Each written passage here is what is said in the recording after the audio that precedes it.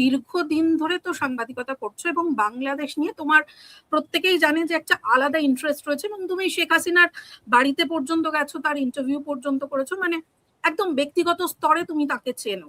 তো এই মুহূর্তে দাঁড়িয়ে ভারতের সঙ্গে বাংলাদেশের এখন এই মুহূর্তে যা সম্পর্ক, প্রথমত আমার মনে একটাই প্রশ্ন এসছে যে ভারত কেন এই ঝুঁকিটা নিল যে প্রেস কনফারেন্সটা দিল্লি থেকে এইভাবে করতে দিল? না, প্রথমে হচ্ছে যে ভারতের ঝুঁকি,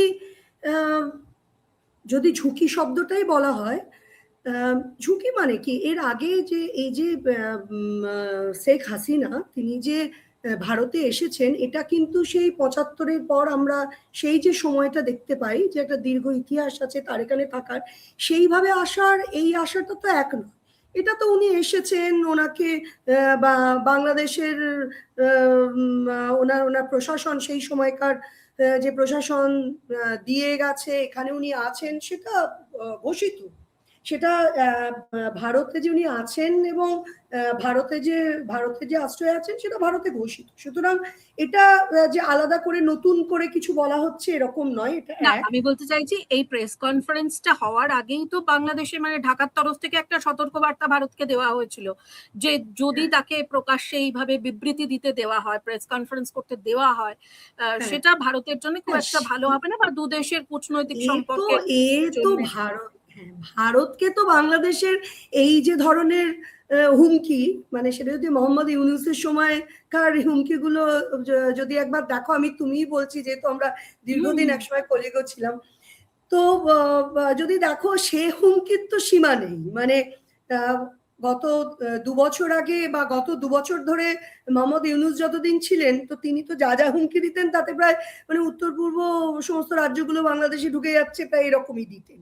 হুমকি বাংলাদেশ দিয়েই থাকে, এবং যে প্রেস রিলিজের নামে যে বিরাট একটি লেখা সেখানকার পররাষ্ট্র দপ্তর থেকে দেওয়া হয়েছে, মন্ত্রণালয় থেকে দেওয়া হয়েছে, সেটাও তো এখানকার কূটনীতিকরা বলছেন যে সেটা কি প্রেস রিলিজ, মানে প্রেস রিলিজ কি অত বড় হয় ইত্যাদি, এগুলো নিয়ে একটা বিতর্ক চলছে। সুতরাং বাংলাদেশে এবং গত ২ বছরের যদি রেটরিক দেখা যায়, সেখানে মানে ভারতকে যে পরিমাণ খারাপ কথাবার্তা বলা হয়েছে তার তো ইয়ত্তা নেই। এবার এর আগে একটা জিনিস দেখতে হবে যে শেখ হাসিনা কিন্তু ঠিকই যে এইভাবে একদম অফিসিয়ালি বলা এটা যেমন আছে, এর আগে কিন্তু ইতিউতি উনি মেল করলে, প্রশ্ন করলে তার উত্তর দেওয়া, রেকর্ডেড ভয়েসে ইন্টারভিউ দেওয়া, এগুলো কিন্তু চলছিল। কিন্তু তার যে একটা সাংঘাতিক খুব রিপারকেশন হয়েছিল এরকম নয়, কিন্তু সেগুলো আসছিল। এবারে এই পরিস্থিতিটা, আমি বরং এটা নিয়ে আলোচনা হয়েছে, সবাই চারপাশে করছেন, শুধু একটু এটা বরং বলা যায় যে এই সময়টাই কেন সবাই তো 5th অগাস্টের কথা একটা বলছেন, যে বারে বারে এই কূটনীতির জগতে, কূটনীতির ভাষ্যে সিম্বল খুব ইম্পর্টেন্ট, এবং 5th অগাস্টের কথা এরকম করে বারবার আসছে। সেই 24-এও দেখা গেছিল, আবার এই সেই 5th অগাস্টকেই বেছে নেওয়া হয়েছে। এগুলো খুব ইন্টারেস্টিং, হিস্ট্রিতে লেখা থাকবে। সেটা হচ্ছে কূটনীতি এক বিষম বস্তু। যদি ভালো করে দেখা যায় যে কি ঘটেছিল, খুব শর্টে আমরা যদি একটু মনে করি, দেখবেন এই যে একটা বলা হচ্ছে যে একটা হচ্ছে মানে উনি কি বার্তাটা দিলেন সেটা দিয়ে যদি আমরা ঢুকি, এক হচ্ছে যে আমি ফিরবই, ডিসেম্বর, সেই ডিসেম্বরকেই বেছে নেওয়া হচ্ছে বলে বলা হচ্ছে, যে কারণ ডিসেম্বর মাস হচ্ছে বাংলাদেশের ঐতিহাসিক জায়গায় এদিন তারা মুক্ত হয়েছিল। 16ই ডিসেম্বরের কথা আমরা জানি। তো সেই ডিসেম্বরের কথা বলা হচ্ছে। 2, আওয়ামী লীগের অসংখ্য লোকজন, এটা ঠিকই যে তারা হয় কারাগারে আছেন, নালে এক্সাইলে আছেন। আমি আমার যে পডকাস্টে আমি একজনকে ইন্টারভিউ করেছিলাম, তাদের মন্ত্রী, প্রাক্তন মন্ত্রী, তিনি এক্সাইলে রয়েছেন, এরকম বহুজন আছেন। 2, 3 হচ্ছে যে এই মুহূর্তে যে সরকার চলছে সেখানে তারা যে ক্ষমতাটাতে এসেছেন, সেখানে তো আওয়ামী লীগকে ব্যান করে দেওয়া হয়েছিল। তো এখনো তারা সেখানে আছেন, এবং তারা যে প্রশ্নটা তুলছেন বারবার, যে যদি এই শাস্তির খাড়া আমাদের ওপর হয়, তাহলে তাদের যে অসংখ্য সেখানে যে অসংখ্য মানুষের মৃত্যু হয়েছে গত 2 বছর ধরে হয়েছে, তার আগে হয়েছে, তাদেরগুলো কি হবে? এগুলো সেখানকার ইন্টারনাল পলিটিক্স কে যে এটা কোথাও মানে আমি একটু ইন্টারাপ্ট করছি, মানে এটা কোথাও জুয়া খেলা মনে হচ্ছে না তোমার কাছে? যেখানে তার উপরে এরকম একটা শাস্তির খাঁড়া ঝুলছে, সেখানে দাঁড়িয়ে এত দৃঢ় গলায় খুব মানে তৃপ্ত কণ্ঠে তিনি বলছেন যে আমি ফিরবই। এটা মানে কেন বলছেন? এটাই বলার যে এটা শুধু এইখানেই হচ্ছে জিওপলিটিক্সের মানে ইন্টারেস্ট। এটা হচ্ছে যে আমার মনে হলো আমি আজকে শেখ হাসিনার মনে হলো, বা আওয়ামী লীগ এতদিন ধরে, আওয়ামী লীগ তো যেরকম ধরা যাক যখন বিএনপি, তারেক রহমান তো দীর্ঘদিন গত 15, 16, 17 বছর ধরে তিনি বিদেশ থেকে তিনি তার দল চালিয়েছেন। আওয়ামী লীগ যে এখন ওখানে ব্যান, কিন্তু আওয়ামী লীগ যে সারা পৃথিবী জুড়ে ছড়িয়ে আছে এবং যারা বিভিন্ন জায়গায় মন্ত্রীরা রয়েছেন তাদের অনেকে সেদিন উপস্থিত ছিলেন, মানে প্রাক্তন যারা, তারা তো কেউ চুপ করে বসেনি। সুতরাং এই আওয়ামী লীগ, শেখ হাসিনা এবং যে অন্যান্য দেশ রাজনৈতিক যে পটভূমিকা এবং বাংলাদেশের রাজনীতি, এগুলো সব অঙ্গাঙ্গি জড়িত। কয়েকটা বরং পরপর যেগুলো নিয়ে আলোচনা হচ্ছে সেগুলো নিয়ে একটু আলোচনা, শুধু পয়েন্ট করে বলছি তাড়াতাড়ি হওয়ার জন্য।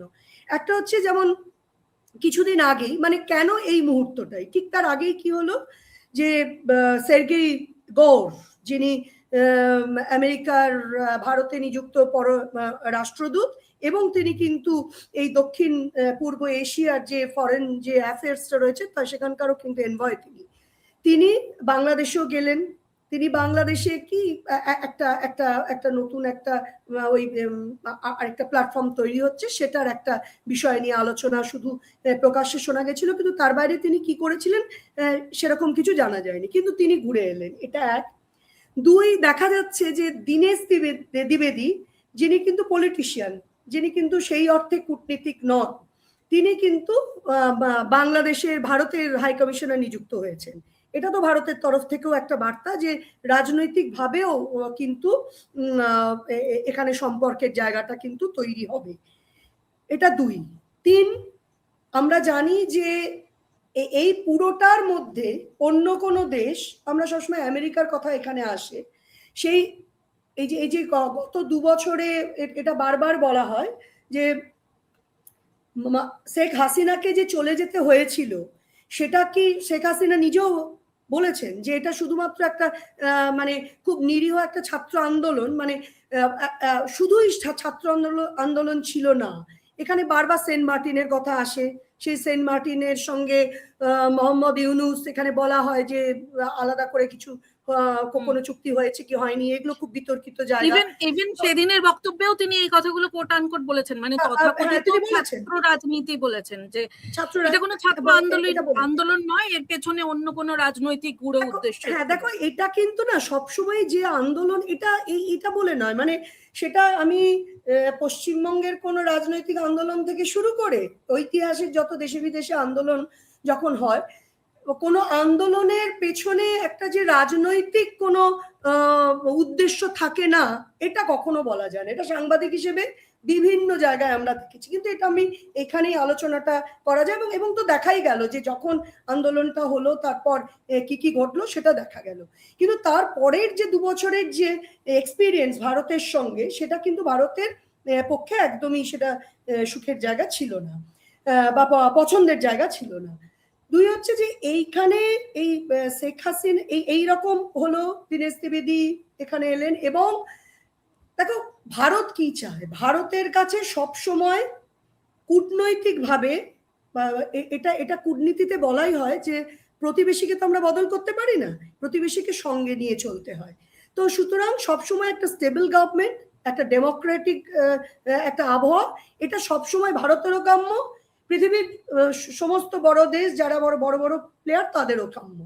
তো সুতরাং সেটা আনাটা প্রথম জরুরি, এবং সেখানে সেটা চলবে, এটা আনাটা জরুরি। এবার প্রশ্নটা হচ্ছে যে নতুন যে সরকার এসেছে, সেই সরকারের থেকে ভারত কি চায়? ভারত এটাই চায়, কিন্তু ভারত যেমন ভারতের কূটনৈতিক বিভিন্ন সংলাপগুলো দেখছিলাম, ভারত চাই বলছিল যে, এবং সেই কারণেই বোধহয় মহুয়া আমরা দেখলাম যে এই প্রেস কনফারেন্সটা হওয়ার পরেই কিন্তু তার কিছু মানে অব্যবহিত পরেই আমরা দেখলাম যে রণধীর জয়সওয়াল বিদেশ মন্ত্রক থেকে তিনি বলে দিলেন যে এটা মানে আমাদের এখানে কোনো কিছু বলার নেই, এটা একেবারেই মানে একটা সাংবাদিক সংগঠন, তারা এই প্রেস কনফারেন্সটা অর্গানাইজ করেছে, এটা ভারতের তরফ থেকে বলা। হ্যাঁ মানে এটা খুব অবভিয়াস, মানে ভারতের এখানে না দুটো জায়গা, যে কোনো সাংবাদিক মাত্রে মানে সেটার জন্য অনেক বেশি দিন সাংবাদিকতা করতে হয় না। সেটা হচ্ছে যে শেখ হাসিনা তো ভারতের রাজনীতির তিনি কে কোনো অংশ নন, তিনি একজন ফর্মার প্রাইম মিনিস্টার একটা প্রতিবেশী দেশে, তিনি এখানে আশ্রয়ে আছেন। এবার তিনি কিছু কথা বলতে চান, সেই কথাটা তিনি কারা সেটা সংগঠিত করছে, যেটা বললেন যে ফরেন করেসপন্ডেন্স যে ক্লাব, তারা যে কারণ যারা এই সাউথ এশিয়াতে যে খবরগুলো যারা করেন এবং তার মধ্যে এবং সেটা দিল্লিতে তারা তাদের ক্লাবটা আছে এবং তারা বাংলাদেশের খবরও তারা করে, তো সুতরাং তারা এটা আয়োজন করছেন।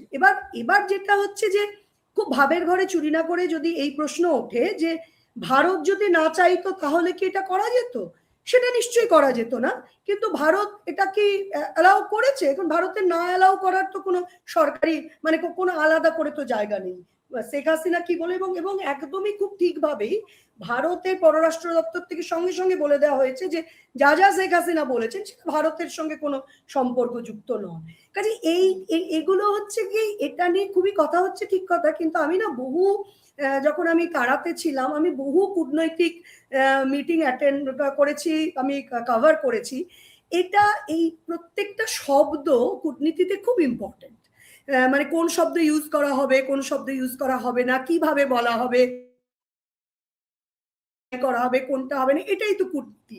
এখানে সব কূটনীতির বিষয়টাই হচ্ছে যে সাপও মরবে লাঠিও ভাঙবে না, তো সুতরাং এটা সব দেশই তাই করে থাকে, তো সেটাই ঘটেছে। এটাতে আমি খুব একটা আশ্চর্য না, কিন্তু এই জায়গাটা খুব ইন্টারেস্টিং যে এই জায়গাটা দেখো অর্থনীতি থাকতে হবে, কূটনৈতিক স্টেবিলিটি থাকতে হবে, সম্পর্ক ঠিক থাকতে হবে, এবং আমার প্রত্যেকটা দেশ তার যারা শত্রু, আমেরিকার চোখ থাকে সবসময় চীনের কাছে,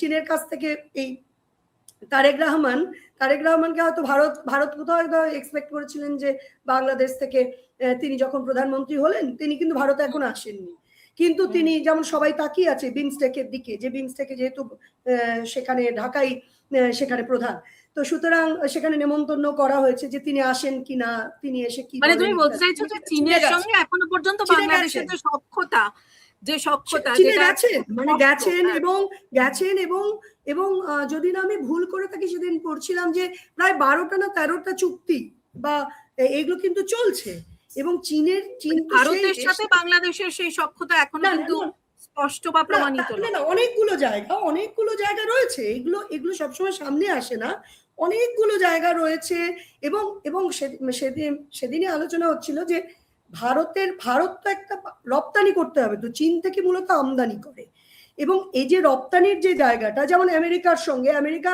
ইতিমধ্যে একটা চুক্তি করে বসে আছে বাংলাদেশ যে যা কিছু কাঁচামাল সব আমেরিকা থেকে নিতে হবে, এবং এটা হলে কি হবে, এটাতে দাম বাড়বে, এবার যখন রপ্তানি করতে যাবে দাম যদি বাড়ে তাহলে তো সে তার মার্কেটটা সংকুচিত করে ফেললো। সুতরাং ভারত কিন্তু একটা সমস্ত দিক থেকে ভারত কিন্তু বাংলাদেশেরও মানে দু দেশেরই দুজনকে দরকার, কিন্তু বাংলাদেশের একজন বলছিলেন যে কাঁঠাল আনারস সেটা কি চীনে বেশি বিক্রি হবে না ভারতে বেশি বিক্রি হবে, কারণ এখানকার আবহাওয়া রুচি সবটাই তো এক, আমাদের প্যালেট গুলো এক অনেক ক্ষেত্রেই, তো সুতরাং এই যে ভারতের জায়গা, দেখো ভারতকে ডিনাই করার আর কোনো জায়গা নেই, এবং সেটা কিন্তু আমেরিকার ক্ষেত্রেও সত্য, গত 15 বছরে যেভাবে উঠে আসার এবং যে জায়গাটা তার সঙ্গে রয়েছে যে ওই আমেরিকার যে জিওপলিটিক্সের জায়গা চীনের, সেখানে কৌশলগত কারণে যে আমেরিকার চাপটা সৃষ্টি করা এটা, তো সুতরাং এই মানে আমেরিকা হচ্ছে রপ্তানির জায়গা বাংলাদেশের, আর চীন মূলত আমদানির জায়গা, কাজে রপ্তানির জায়গাটা কিন্তু বাংলাদেশকেও খুলতে, এবং বাংলাদেশ কিন্তু অর্থনৈতিকভাবে খুবই লাজে গোবরে অবস্থা, সেইখান থেকে মানে ঋণের পর ঋণ সেখানে রয়েছেন, সেটা তারেক রহমান থেকে বেশি কেউ জানেন না, সেটা বাংলাদেশ। সুতরাং এই জায়গাগুলো বাংলাদেশেরও দরকার, এখানে ভারতেরও দরকার একটা স্টেবল জায়গা।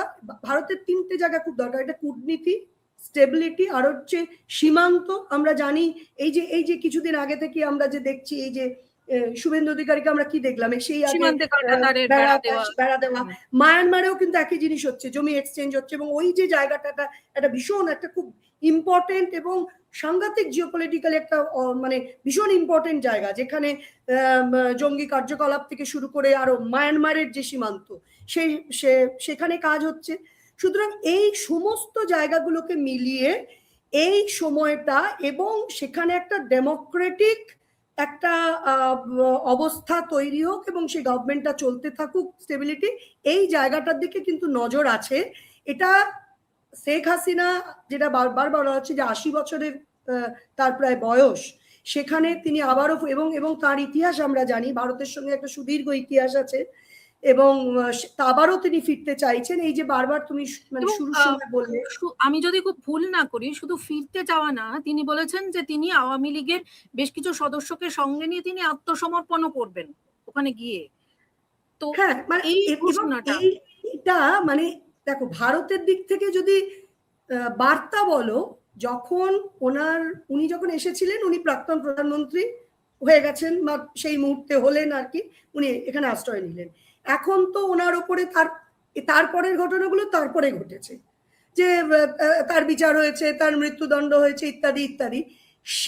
সেইটা যখন হয়ে আছে, বাংলাদেশ যখন সেটা থেকে ওইটা রয়েছে, এই হুমকি এবং এই শাস্তিগুলো রয়েছে, তখন কিন্তু শেখ হাসিনা বললেন, সারা পৃথিবীকে বার্তা দিলেন যে আমি কিন্তু যাচ্ছি, এবং সেটা ভারত থেকে প্রচারিত হলো। সুতরাং এটা খুব ক্লিয়ার একটা বার্তা যে শেখ হাসিনা যে যেতে চাইছেন এর পরেও, সেই কূটনৈতিক সেই অবস্থানটা, সময়টা, এবং আরো কি কোনো বৃহৎ শক্তি চাইছেন, সেই জায়গাটা কি তৈরি হয়েছে, তবেই তিনি বলছেন। এটা ইনি একাকি বলছেন, তার বলাটা নিশ্চয়ই খুবই আবেগপূর্ণ, কিন্তু এটা শুধুই আবেগপূর্ণ একটা ভাষণ নয়। মানে তুমি বলতে চাইছো, তুমি যে ইঙ্গিতটা করছো, যে এর পেছনে অন্য কোনো রাজনৈতিক শক্তির মদতও রয়েছে? না, মানে মদত বলবো না, কূটনৈতিক পরিস্থিতি এটা তৈরি হচ্ছে, শুধু সেটা শেখ হাসিনার ক্ষেত্রে তৈরি হচ্ছে, এবং আর কোন কোন কর্নারে, সেটা বাংলাদেশের মধ্যে কি বাংলাদেশের বাইরে, আর কোন কোন জায়গায়, এই পুরো পরিস্থিতিতে এই যে পরপর বললাম যে ইনি আসছেন, উনি যাচ্ছেন, এরকম আরো এই কিছু ঘটনা, সাংবাদিকতা এবং বিশেষ করে যারা কূটনৈতিক সাংবাদিকতা করেন তারা মাত্রই জানেন, খুব কম খবর এগুলো বাইরে আসে। এর ভেতরেও কিন্তু নিরন্তর এই কূটনৈতিক প্রক্রিয়া, কথাবার্তা, আলোচনা, দৌত্য, এগুলো চলতেই থাকে, চাপানুতোর, চাপ সৃষ্টি। এটা না একদম আমার নিজের মনে হতো, যখন আমি এগুলো কভার করতাম, আমার ভীষণ মনে হতো যে ঠিক একটা মানুষ, মানে আমাদের পার্সোনালি যখন আমরা কোনো শত্রুতা বা শত্রু কোনো কম্পিটিশন বা এই ধরনের চাপের মধ্যে যখন আমরা কাজ করি, আমরা কিন্তু এটাই দেখি যে কে আমার বন্ধু, কে আমার শত্রু, কে বন্ধুর বন্ধু, কে সেই মুহূর্তে, আর সেই মুহূর্তে কে বন্ধু, এবং বন্ধু শত্রু বলে কিন্তু কূটনীতিতে কিছু হয় না, পুরোটাই সময় প্রয়োজন, সেই হিসেবেই কিন্তু দেখা হয় এবং করা হয়। একটা ওই সেদিনকার ওনার বক্তৃতা, এবং খুব নাটকীয় না, মানে দেখো কূটনীতিটা কতটা ইন্টারেস্টিং, যে সবাই ভাবছেন যে তিনি কিভাবে আসবেন, তিনি এই এতদিন বাদে তাকে দেখা যাবে, তখন কিন্তু সবাইকে অবাক করে দিয়ে তিনি দেখা গেল যে তিনি অডিওতে দিলেন, তিনি এলেন, কোথাও জানা। এবং ভারত সবসময় বলছে যে ভারত খুবই চিন্তিত তার সিকিউরিটি নিয়ে। ভারতের অবস্থান থেকে একটাই বারবার বলা হয়েছে যে ভারত তার সিকিউরিটি নিয়ে চিন্তিত, তার বাড়ি বদল হয়েছে ইত্যাদি, তো তারা বলছেনই। তো খুব ইন্টারেস্টিং যে এইটা, যার আমার তো সাংবাদিক হিসেবে দারুণ লেগেছে, যে সবাই যখন বসে আছে কিভাবে হবে, সেখানে কোথা থেকে বলছেন, কি বলছেন জানা গেল না, অথচ তার বার্তাটা দেওয়া গেল। তারেক রহমান, তিনিও যখন যুক্তরাজ্যে ছিলেন, এরকম কিন্তু বহু মানে অডিও বার্তা তিনিও তো দিয়েছেন।